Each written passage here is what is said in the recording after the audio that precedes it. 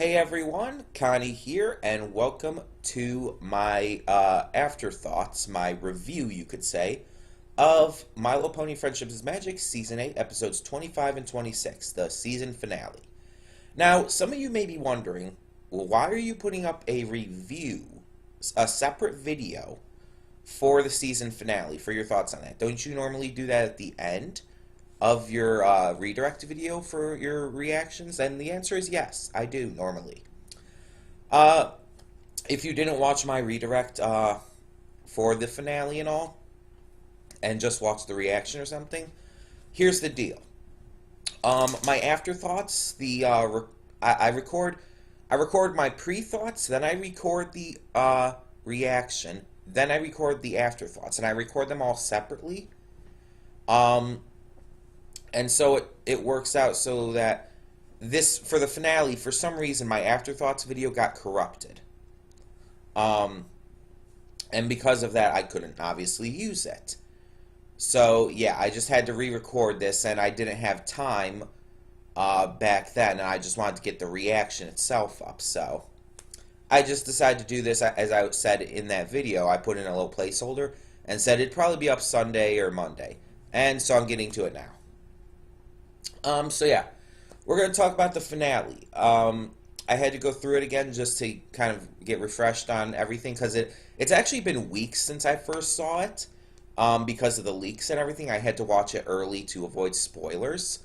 Um, yeah, it's just, I had to kind of get refreshed. I remembered what happened, I just had to get refreshed on certain details, and I'm glad I did, because there are certain things I probably would have completely skipped over. So I'm going to talk about this in a couple, like, I guess you could say sections. I'm going to talk about a few different things at a time, instead of just kind of randomly going throughout. Um, so, with a finale, one of the big things you have to consider, especially post season 1, is the villain. Who's the villain for the finale? Who's the big bad? The one who you have to really analyze as a villain. Are they good or not? What are their intentions? What are their characteristics? All of that. How do they work as a villain? And so this time we had Cozy Glow, who was built up since the middle of the season. Um, Now I'm going to talk about two aspects with Cozy, both her build-up and her actual time as a villain in this finale. So, you guys know at this point that I did not like Cozy Glow's build-up. I'm going to kind of be repeating a bit of stuff here, but you guys know I really didn't like it. When she was first introduced, I didn't think she was a villain. There was nothing to indicate that. Was she being a little manipulative towards the CMC in her first appearance? Maybe. But the CMC and the main six have been just as, if not more manipulative. In fact, I would guarantee more manipulative than that on many an occasion. So there was absolutely nothing to believe she was evil there. At this point, I mean, I've been used to seeing that kind of thing. The way she was acting may have been a little over the top, a little overly sweet, but nothing to the level where it would be too suspicious. Um, then she appeared a couple other times, kind of in the background or in just a very minor role. Her next big appearance, though, or at least notable one, was in the Friendship University episode. And in there, as I've mentioned in the past, she really didn't do much. She appeared at the beginning and was just kind of there and talking, and again, didn't really do much for the plot. But at the end, they kind of tried to make it too obvious. Um, and the problem is, it was just the editing of the episode. It wasn't anything she did. Nothing she did warranted even tiniest bit of suspicion in Friendship University. Instead, the suspicion came from the just how the scene was set up. Because at the very end, Twilight's wondering how the Flim Flam brothers got her book. Her book about the school and how the lesson plans and everything go. She's wondering, how did they get a hold of this anyway? And then suddenly the door opens and Cozy Glow walks in.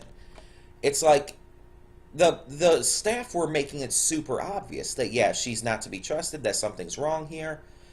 But the problem with that is, if you don't have anything to back up that claim, it falls flat.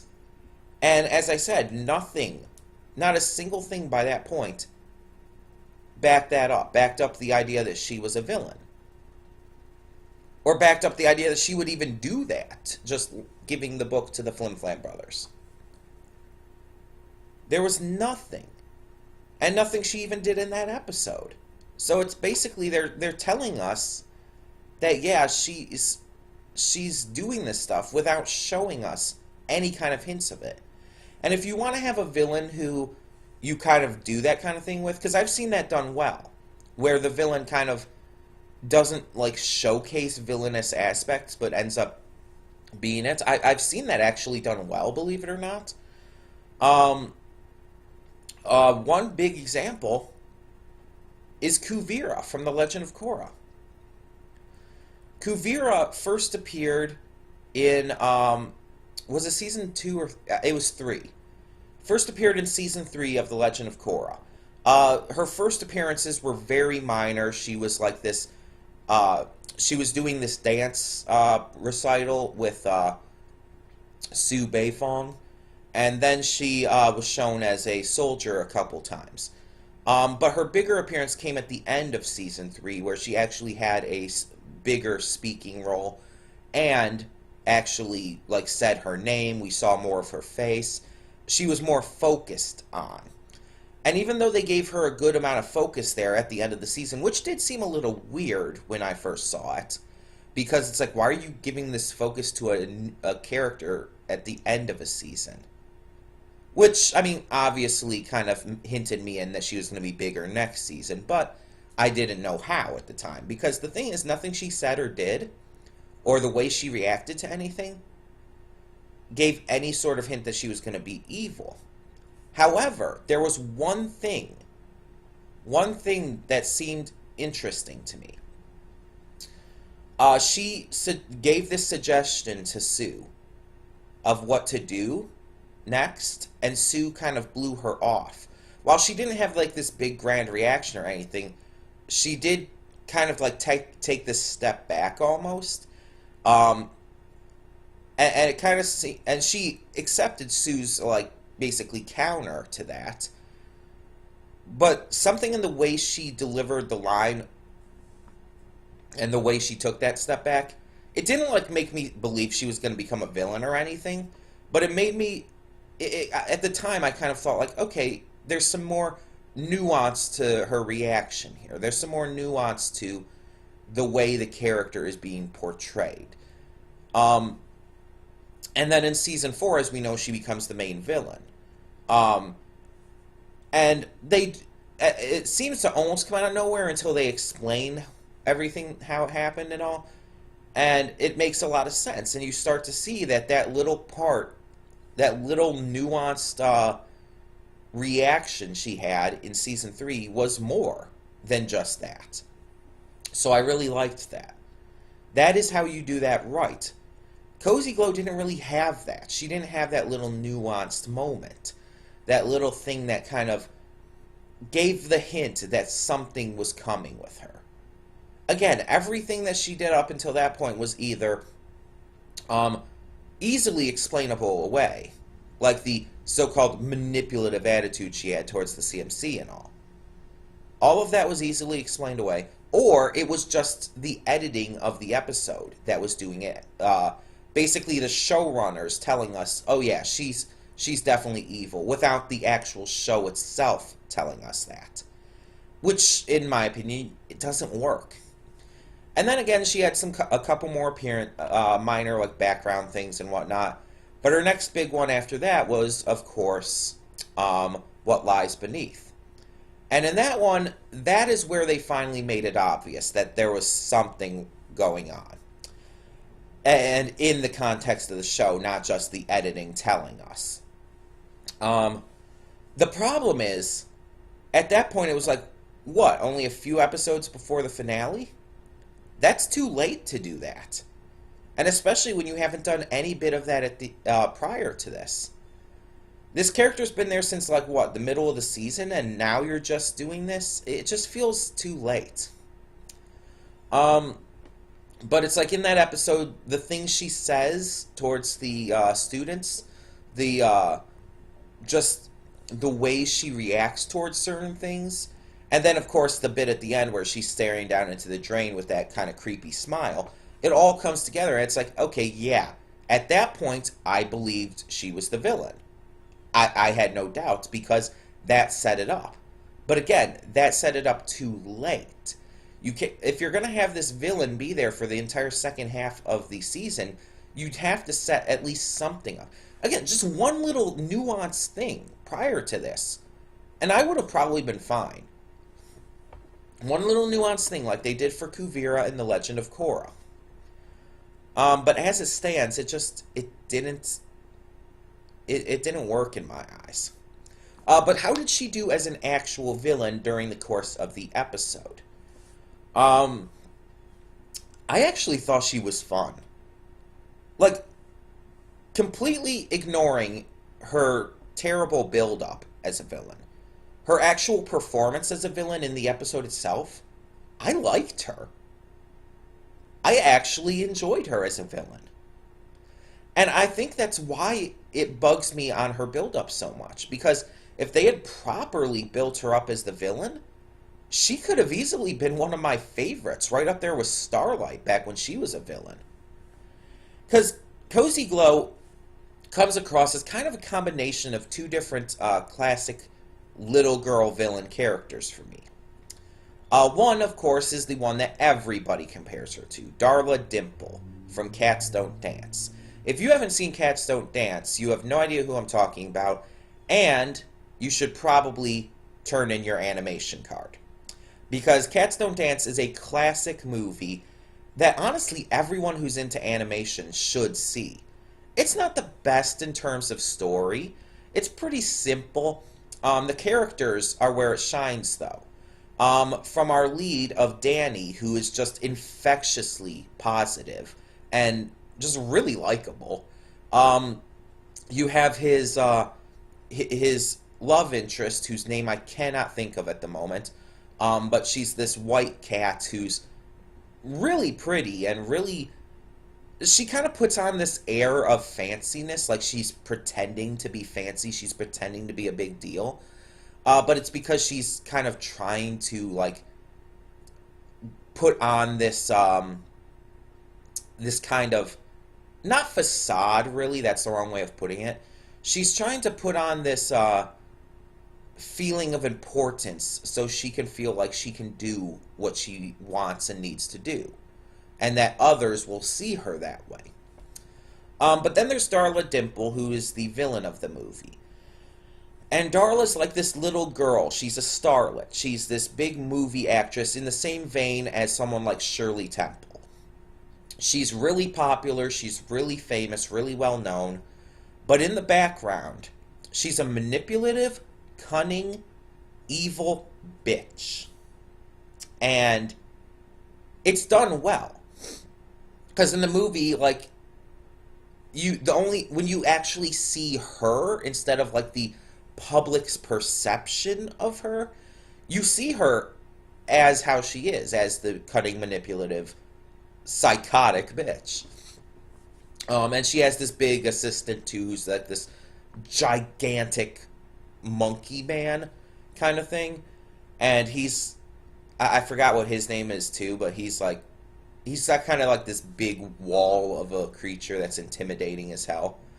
But she's where it shines because it's with the movie, her facial expressions and her over-the-top delivery on her lines definitely inspired Cozy Glow here. Cozy Glow in the finale has these over-the-top facial expressions and line delivery that really sells the ham of it all, you could say. It's very hammy, it's very over-the-top, and in a good way. Over-the-top villains do work if they're done well. And I think it's done well here, because it's just the right amount of over-the-top where it doesn't get to the point of annoying, but rather keeps it to the point of funny and entertaining to watch. But then you have to think about her motive. Like, why is she doing this? Does she actually work as a villain, or is she just kind of funny to watch? And her motive here is taking all of the magic out of Equestria and throwing it into this other world through this portal she's creating underneath the school, using the magical artifacts that had been built up before as well. So here's a big thing. Is that an intimidating mode or plot? Is that something that she's doing as the villain that is intimidating and worthy of the punishment she does end up getting in the end? Which, as we know, in the end, she is sent to Tartarus. Which seems to be her plan all along. Or at least it works for her. But I'll get to that later. So is this worthy of being sent to Tartarus? Well, some people would say no. For example, back when I posted my reaction, Luffy is cool. If you're watching this, you had this to say. And it turns out they caged her up in Tartarus, a literal child, and they were cool enough with it to be straight up laughing about it. For considering the show's track record, such a big punishment felt like it came out of left field. Despite the fact that her plan wreaked a lot of disorder and havoc and she was trying to take everything over, ordinary pony jail wasn't an option. She only has the physical strength of a child, after all. I thought Tartarus was simply for all of the dangerous beasts that normal jail cells can't physically contain. Was putting her in the deepest pit really necessary, or is Tartarus simply the default destination for crimes of this scale? Okay, and there's more stuff I could get to later, but that's the main point you were making here, Luffy, that you felt that her punishment didn't fit her crimes. And the problem I have with your comment here is that you seem to think that her crimes were minimal. That you thought, like, her crimes, while she did wreak havoc and destruction and all, weren't that big of a deal, almost. That they were just kind of this almost minor thing. Now, you didn't actually say that. I'm just kind of basing this off of what you did say. And Don't Die also commented saying he agreed with you in the same kind of views. And it's like, Don't Die said, Tyrek is in there for almost causing extinction. Cozy's there for almost deleting magic. Where are the equals? Here's the thing, though. They're really not that different. Tyrek was draining all the magic from Equestria. He did honestly very little else. And Cozy was stealing all the magic from Equestria. Here's the thing. Magic in Equestria is excessively important. It's basically their livelihoods. From what we can tell, the sun and the moon can't move without magic in this universe. They just don't. They need magic to... Even before Celestia and Luna, they were moved by a group of powerful unicorns. Not to mention, weather control is done by the Pegasus magic that allows them to fly and all. Earth Pony magic allows them to cultivate the land. Without magic, which even outside of just those kinds of things, Equestria relies on, without magic, Equestria would fall apart. That's why Tyrek was such a intimidating villain. Not just because he was this big centaur, demon-looking guy, but because what he was doing was terrifying. He was taking away all the magic of all the races of Equestria. Cozy Glow is just doing the same thing, except not only the races, she's also taking magic away from the magical artifacts, which is an even bigger deal. Because to our knowledge, Tyrek didn't do that. Tyrek was only taking magic away from the ponies of Equestria, the creatures, the unicorns, the earth ponies, the Pegasi, the alicorns. He wasn't taking away from the artifacts. Cozy Glow did. And on top of that, she was sending it to another world, another dimension. We don't even know where it was. Some people speculate the Equestria Girls world because, you know, everything's kind of thrown there. Um, but there's no real evidence that it was. And even if it was the Equestria Girls world again, that'd still be possibly very bad. Who knows what that magic could do there? We've seen what magic has done there before, and it's made a few people go pretty bad. And if there's that much magic, it could really do some trouble on that world.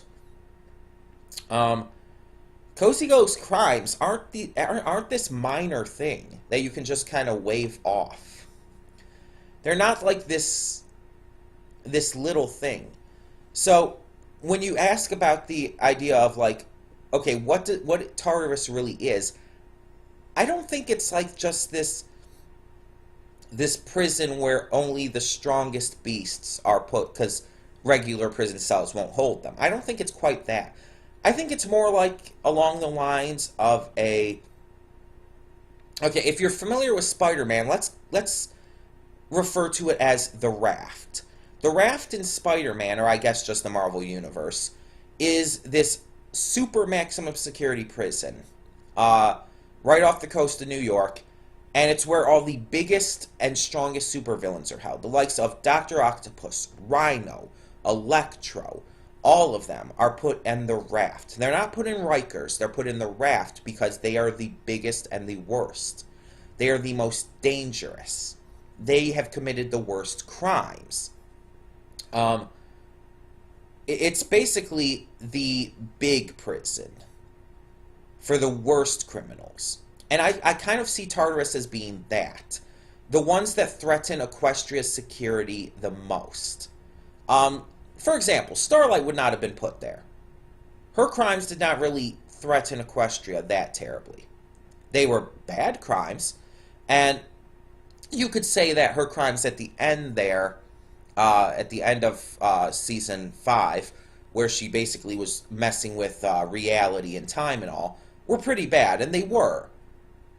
But in the end, it was all reversed, so nothing really ended up happening. And honestly, only Twilight and Spike even really knew about it until they told the main six. And Twilight chose to basically pardon her and take her on as her apprentice. So, yeah, nothing would have really been done. But, like, yeah, Tyrek makes sense for going in there. Honestly, Nightmare Moon would make sense for going in there. I think the only reason she was banished at that point, when she was, by Celestia, was either because Tartarus wasn't around at that point, or, more likely, because Celestia at that moment was just not strong enough to overpower her.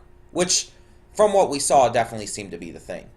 But, like, Discord, if he could have been just regularly overpowered, could have gone there. Yeah, it would have been for, like, those kind of villains, not, like, the normal criminals. It's...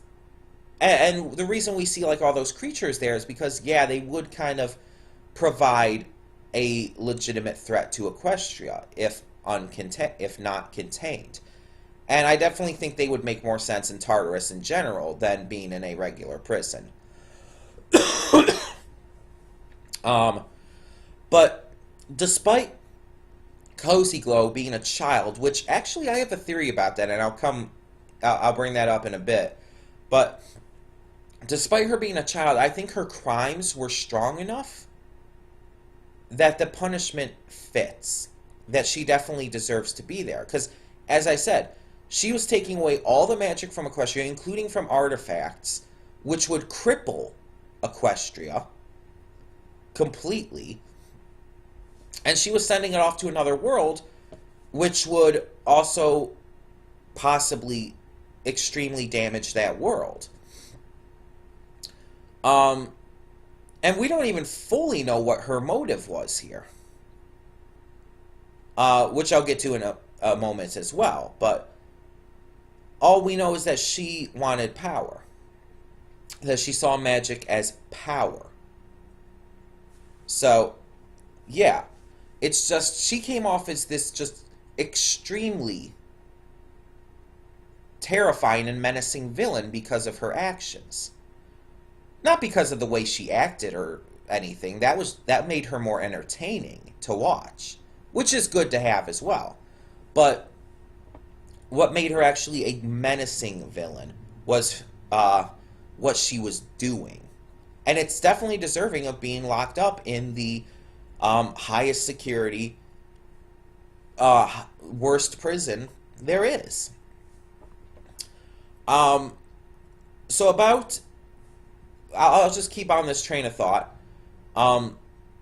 So about what I was saying there, though, with her motive, that was one of the weaker points of the episode for me, and of Cozy Glow's character. She didn't really have a motive that we know of. All we know of is that she saw magic as being this power. Why was she sending it to this other world? We don't know. Why was she taking it in the first place? We know she was kind of pen pals with Tyrek, but what got her into doing that? Why was she pen pals with Tyrek?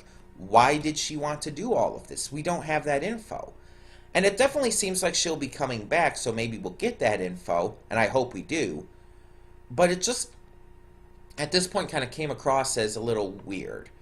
And I mentioned I had a theory about Cozy Glow, and it is just a theory, but it goes into something I actually hadn't brought up yet that I said I was going to. I said that there were two characters that Cozy Glow kind of reminded me of, but I only mentioned Darla Dimple. Who's the second? The second one is Baby Doll from Batman the Animated Series. Baby Doll is an adult actress who kind of fell on bad luck because she has this disorder that makes her appear to be a child. Kind of like Gary Coleman had. Oh, excuse me. But she looks like a child. She's small and minute and everything, basically forever. And she's kind of fallen out of the public eye and everything after having played this character named Baby Doll on a TV show. Now, she ended up turning to crime because she really didn't see any other way. She was upset by the loss of her fame, and in the end, she kind of just wanted the spotlight again. Now, there was a lot more to her, but I'm not going to spoil too much because I do want to make sure you guys see that episode of Batman the Animated Series as well. But there is a lot of nuance to her character and a lot of depth.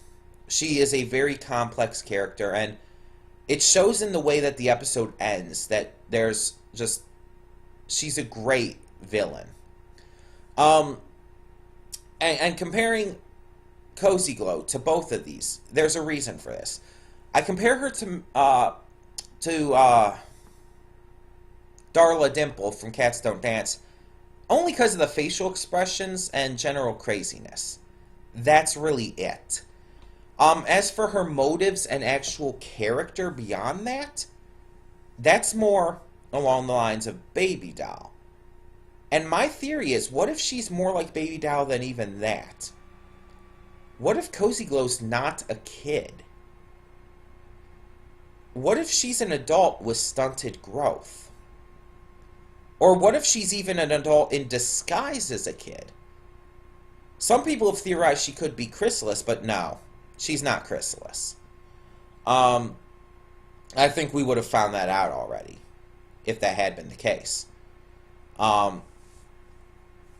But what if she is someone else, using some kind of disguise, some kind of spell or something? Or what if she is just minute for her age? That is very possible. Now, I'm not saying she is. She could still be a kid. But I think if they did something like that, it might bring a little more depth to her and a little more interest, something different for the show. I mean, having a child villain would be different too, but I think that would be an interesting turn for them to take, just personally. So the main story is just about Cozy Glow kind of starting to enact her plan um, behind the scenes. Twilight and the rest of the main six find out from Celestia and all the magic's being drained, and they have to go to Tartarus to confront Tyrek, because he is the main idea of magic drainage right now. He's who they're thinking about would cause all of this. So they head off to Tartarus, and Starlight is put in charge of the school. Sometime off-screen, Starlight is captured by Cozy Glow, and she kind of takes control of the school for a bit. But then Naysay comes back, and he takes control. Now here's my issues with this kind of line of control thing. I like the idea of it, but there's a couple little things with it. One, a lot of it happens too quickly. The switches between control happen too quickly. Starlight, we don't really get to see her in control in this episode. We did kind of see that before with her little thing with Discord. But I think it would have worked better to just not have that episode before and just have a little more of her in the finale here. Cozy Glow taking control. I like that. I like how she had to imprison Starlight to do it. Her taking control is good, and I think that works for her plan. Naysay taking control is where I have the other issue, though. Why is Naysay taking control, and how? Naysay has absolutely no say over this school, at all. This school is not bound to the EEA. He has literally no say over anything that happens to the school, and he has no right to take control of it if something goes wrong. His actions in doing so were extremely antagonistic, actually. He had absolutely zero reason to do so, and zero right to do so. And so it kind of just comes across as weird to me, because he does take control in that way. And eventually he ends up getting tied up and everything, and Cozy Glow kind of takes over again. Now, I'm going to talk about Naysay for a minute here. And I know this review's getting long, but there's a lot to talk about with this finale. Naysay's character arc at the beginning, he was this realistic depiction of racism and xenophobia in our current world climate, especially in America. Honestly, he's a good comparison to people like Donald Trump, someone who's in a position of power, who uses that position of power to spread racism and xenophobia as this kind of central belief, and uses it to basically give precedence behind his political actions. He's honestly a very good example of that kind of thing. And it's done very realistically and very well. Some people have pointed out that, oh, he doesn't really have any big nuance or depth to his reasonings behind this. He's just kind of racist and xenophobic. And it's like, yeah, that's how these people are in real life. They have no good reasoning. They have no actual points to make. That's kind of the point. They're just racist. They're just xenophobic. And the kind of points that they try to make, the kind of reasons they try to give, don't hold up. They never do. So that's kind of what this was going for. Naysay is an extremely realistic portrayal of that. And I really like that.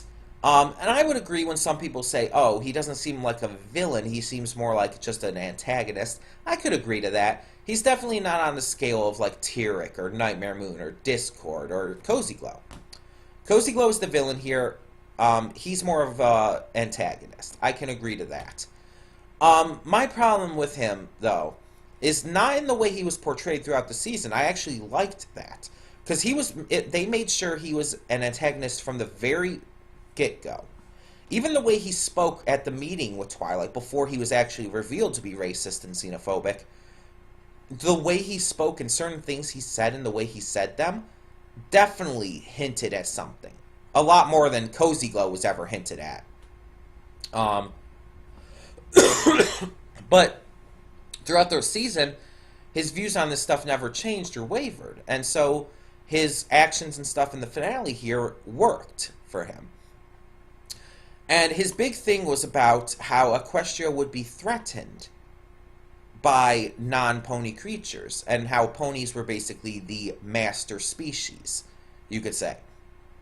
And then it turns his entire viewpoint around at the end when he sees that the biggest threat to Equestria is a pony, and a young pony at that, and that the so-called dangerous creatures actually save him. Now, I will acknowledge, his redemption is way too quick. For someone who's that lost in racism and xenophobia, it doesn't work that quickly.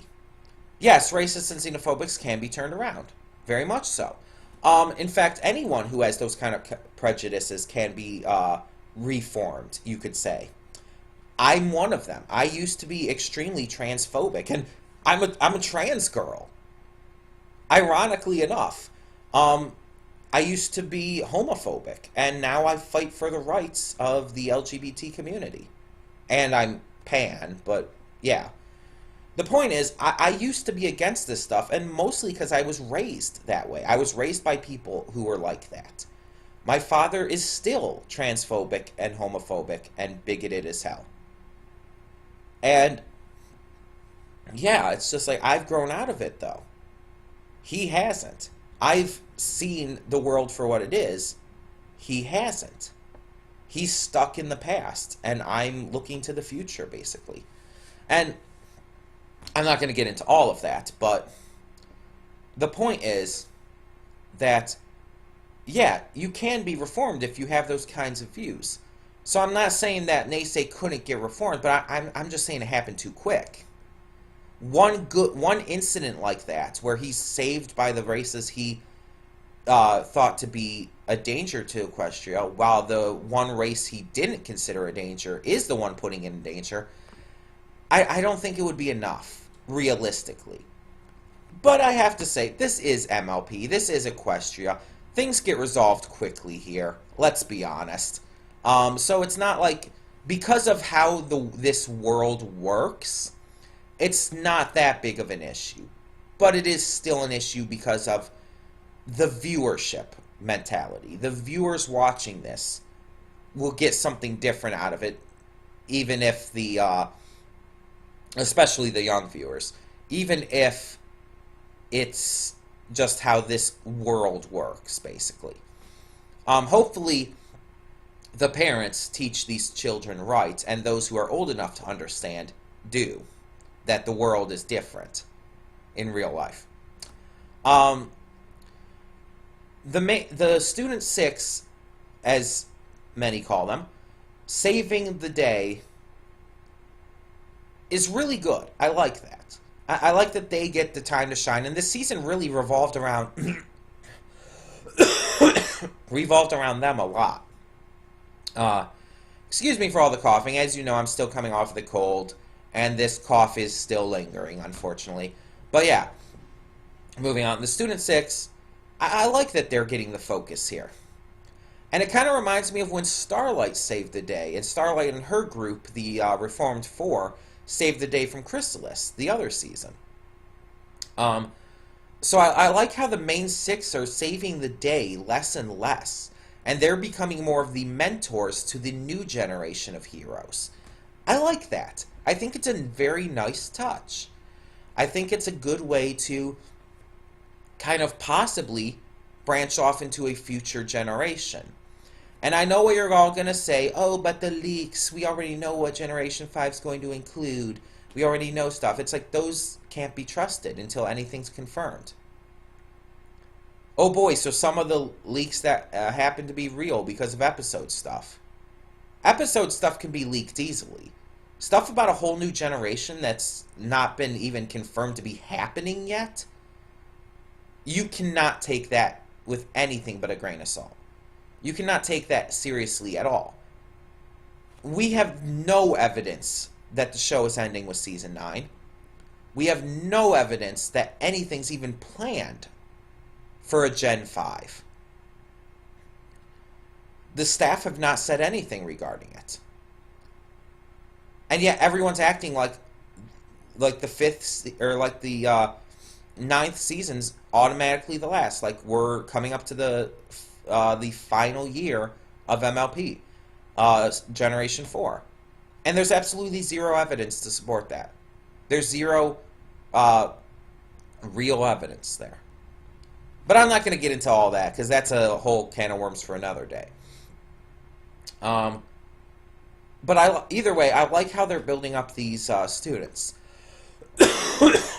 And I hope that next season, whether it is the final season or not, that the Student 6 get even more to them. More characterization, more development, more build-up, and more focus. Because I feel like they have been focusing away a lot less from Starlight now. Season 6 and 7 focused a lot on Starlight, and now it's kind of... she's becoming more of a mentor as well. And I feel like they're trying to push a little too much with that, because it definitely felt before that they were trying to push Starlight as the next stage, as the kind of future, and that's why they brought her in as Twilight's apprentice. But then the students come, and it's like now these 6 are being pushed as the next generation, basically. Not like Generation 5 of MLP, but just the next generation in terms of the characters and all. And it's just like, it kind of feels like they slighted Starlight a bit, you know? And I am partially saying that because I'm such a big Starlight fan, but still. I feel like Starlight and the Reformed 4 were kind of just slighted a bit. But yeah, the episode just had a lot of great stuff with the villain.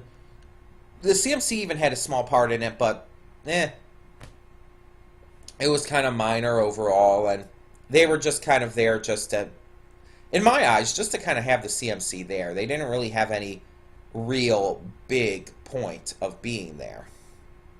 But overall, I did enjoy the finale. I will say that. I really did enjoy the finale. I thought it was fun. I thought it was a fun, entertaining way to close things out. It wasn't the best finale. It wasn't the most entertaining. But I enjoyed it. Sure. And I may look back on it in the future in a less favorable way, or maybe even in a more favorable way, after I've seen it even more times. But I enjoyed it enough. It definitely had its problems, I will acknowledge. It definitely had its problems, and it wasn't even what I would say to be among the best of this season. But, again, it was good. And it was a good way to end out this season.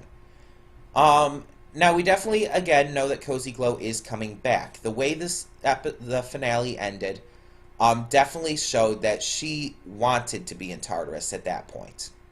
And that her being so close to Tyrek was probably a very good thing for her. And I assume that next season, both of them are going to come back and they're going to break out of Tartarus or something. I don't know for sure, but that is the very, very possible next step. I'm interested to see where it goes, because we're not done with Cozy, and I don't think we're done with Tyrek either. And we also have Chrysalis to get back to. Excuse me. So it's going to be interesting. In the meanwhile, yeah, those were my main thoughts on this finale. On everything I wanted to say regarding it. And if there's anything I forgot, if there's anything I missed, please tell me in the comments below, and I'll get to that. I'll let you know my thoughts. If there's anything I missed that you want to know what I thought about. And if you agree on any points, if you disagree on any points, feel free to say so as well. And yeah, it's sad that Season 8's over, and that we have to wait most likely until March, I would say. Probably March to May, somewhere in that area, for Season 9. But hey, we have plenty of great stuff to react to and to watch in general until then. And when MLP does come back, I'm going to be excited and we'll definitely be reacting to it again. So in the meantime, thank you so much for tuning in. Once again, leave all comments on anything you want to say, anything you want to add in, any questions you might have, anything I might have missed, all of that in the comments below. And for now, I'm Connie and I'm signing off. See y'all next time.